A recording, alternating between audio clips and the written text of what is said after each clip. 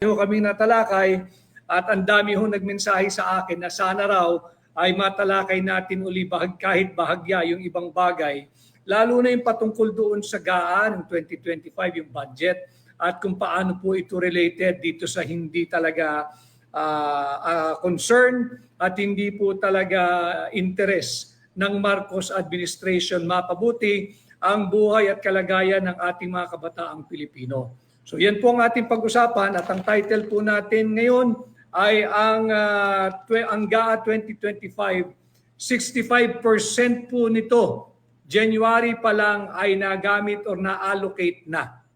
65%. So baliktanaw po tayo, kahapon ay nag-utos ang Korte Suprema na nagtakda po sila ng araw April 1 of this year 2025 ay magkakaroon po ng oral argument doon sa kasong isinampa natin na maideklarang illegal, unlawful, immoral, unconstitutional at criminal ang 2025 budget. Malaking bagay po iyon na nag-set na ang ating Korte Suprema ng oral argument. Subalit, alam mo ninyo, katulad ninyo bilang Pilipino, ako'y tumugon sa hamon na pamunuan ng tunay at maisog na oposisyon. Ginagawa ko po yung abot ng aking makakaya na labanan ang korupsyon. At hindi pa man dumarating ang halalan bilang inyong kandidato at aplikanteng senador, sinimulan na po natin yung pangunguna dito sa tinatawag nating giyera or war on corruption. Nagsampa po tayo ng petition sa Korte Suprema, yung petition for certiorari and prohibition para po ideklarang illegal, null and void at unconstitutional itong 2025 budget na nakitaan nga po natin ng napakaraming blanco dyan sa BICAM Final Ratified, Approved, and Signed and Filed Conference Committee Report. Ito po yung nagiging pundasyon at sandigan ng ating taunang budget. Bilang Pilipino, bilang abogado, bilang maisog, ginagawa ko po yung aking obligasyon sa inyong lahat at bilang isa sa mga lumalaban dito sa korupsyon, nag-file nga po tayo ng kaso. Subalit, alam mo ninyo, hinihikayat ko kayong lahat na sana ho ay makialam din kayo. Parinig po ninyo yung tinig ninyo sapagkat pera po nating lahat ito. Ang malungkot, 65% po ng 2025 budget. Ito pong budget, yung pinadedeklara nating unconstitutional, ay had been released. Na-i-release na po ng DBM.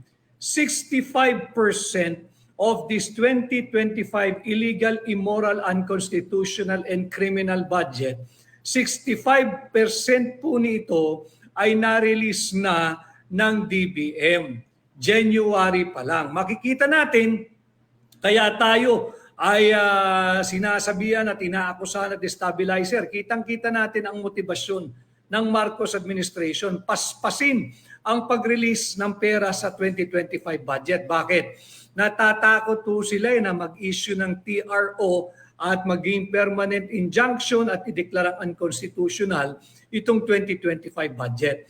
Nagmamadali po sila para po magamit nila yung kanilang AKAP, yung kanilang AIX, yung kanilang unprogrammed appropriation, yung kanilang korupsyon, yung kanilang pork barrel, yung tinatago po nila sa mga flood control programs kuno na nandyan naman po talaga ang taguan, ang parking ng kanilang korupsyon. Alam mo ninyo, of the 6.326 trillion, 6.326 trillion pesos budget natin sa 2025, na ilabas na po, na-release na ng DBM. January pa lang, unang buwan ng taon, 65% niyan. Ang 65% po ay nagkakahalaga ng 4.1 trillion pesos. 4.1 trillion pesos, ang daming pera po nun na ilabas na po ng DBM sa loob lamang ng buwan ng January or Enero. Ang laking pera po nun, 4.1 trillion pesos ubos na, na-release na po ng DBM.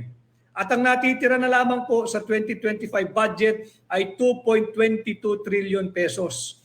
2.22 trillion pesos. Nakakalungkot, sabi ko nga ho, na bagamat nag-set na po, nagtakda ng oral argument ang Korte Suprema, sana ho ay maintindihan din nila at maunawaan yung urgency ng sitwasyon. Ito nga ho, nailabas na yung 65%. ng 2025 budget. Ang natitira na lang ay 2.22 trillion. At ito ho ang talagang nakakagulat, nakakagalit, yung 531.37 billion. Ulitin ko 531.37 billion pesos na para sa unprogrammed appropriation ay na-release na. Unprogrammed appropriation, na-release na ho ng buwan ng Enero. Saan ka nakakita na yung unprogrammed appropriation ay naging priority? Ang unprogrammed appropriation po ay maisa sa katuparan lamang pag may sobrang koleksyon. O di kaya may sobrang pera, o di kaya nakautang ang gobyerno. Inuna po nila yung unprogrammed appropriation, prioridad nila yung unprogrammed appropriation. 531.37 billion pesos. Unprogrammed appropriation, ito po yung sinasabi nating pork barrel ng mga tiwaling mangbabatas. Diyan nila tinatago yung AKAP, yung ang kakapal ng aming pitaka, yung AIX. Diyan po nakatago yan, yung kanilang flood control programs, yung flood control funds, yung ginagamit po nila pang cat's eye, yung ginagamit nila pang rock netting, yung kung ano-ano pa pong kapritsyo at luho ng mga mambabatas. Dito po nakatago yan sa program appropriation. Nakakapanghina dahil na-release na po ng DBM ang halagang 531.37 billion sa unprogrammed appropriation. Inuna pa yung unprogrammed appropriation. Alam mo ninyo yung unprogrammed appropriation, magagamit mo lamang ho yan pag may sobrang koleksyon ng gobyerno, pag may sobrang pera, pag may sobrang kita, o kaya pag may bagong utang. Ito, January pa lang, ng ngayong kasalukuyang taon na ilabas na. Pangalawa, yung budget po ng DPWH, yung Public Works, nag-release na po ang DBM ng 542.88 billion pesos sa Public Works. 542.88 billion pesos ang nai-release na ng DBM sa DPWH. Ang equivalent po nitong 542.88 billion pesos ay 41% ng buong budget ng DPWH para sa buong taong 2025.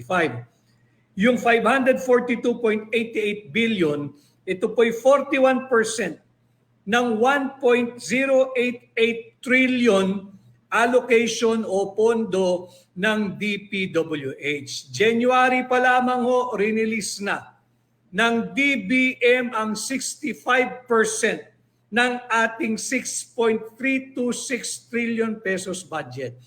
Kitang-kita mo, nagmamadali, hayok na hayok sa pera ng Pilipino.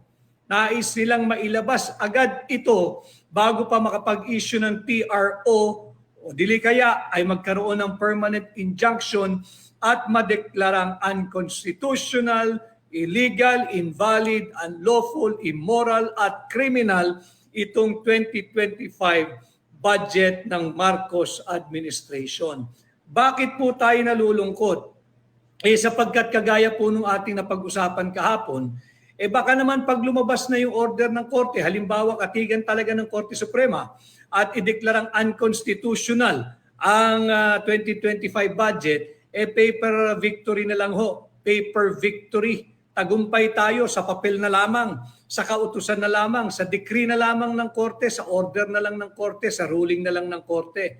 Pero hindi rin naabatan yung korupsyon na ating linalabanan. Kaya nga po, hindi ba't tumugon ako sa hamon na pamunuan ng tunay at maisog na oposisyon. At kabilang sa ating pangunahing legislative agenda ay amyenda ng plunder law. Ibaba natin yung threshold from 50 million to 1 million pesos. At pag nagawa na po natin yan, bilang senador ninyo, ibalik natin ang parusang death penalty sa lahat ng mahatulang guilty sa kasong plunder at droga na siyang kasasangkutan ng taong gobyerno at ng mga dayuhan o banyaga o foreigner or alien. Yan po yung ating mga pangunahing legislative agenda. At of course, pag nagawa po natin yan, para naman umikot ang pera at sumigla ang ekonomiya, atin pong ipapanukala at ipapasa bilang senador ninyo yung standardization of wages. Meron po akong naringgan kaninang umaga at tila lahat ng ating legislative agenda ay kanya na rin sinasabi at binabanggit at ginagaya. Alam mo ninyo, talagang kinakailangan natin ng suka para labanan ang tanso. Kinakailangan po natin ng suka para labanan ang peking ginto. Ang tagal-tagal mo na sa Senado, ngayon mo sinasabi lahat yan. Bakit hindi mo ginawa nung ikay nandyan sa Senado sa loob ng 6 na taon? 6 na taon ka na dyan, ni hindi mo naisip ang kapakanan ng manggagawa. Kaya po tayo bilang senador ninyo, ating isusulong yung pagkakapantay-pantay ng sahod. Wala na pong diskriminasyon sa sahod ng mga nagtatrabaho sa probinsya kung ihahambing mo sa sahod ng mga nagtatrabaho sa Mega Manila. Ulitin ko, hindi po totoong mas mura ang buhay sa probinsya. Hindi po totoo ang kasabihang mas mura manirahan sa probinsya. Ano po ang ating prueba? Marami pong lugar sa labas ng Mega Manila na higit mahal ang singil sa kuryente. Marami pong lugar sa labas ng Mega Manila na higit na mahal ang presyo kada litro ng produktong petrolyo.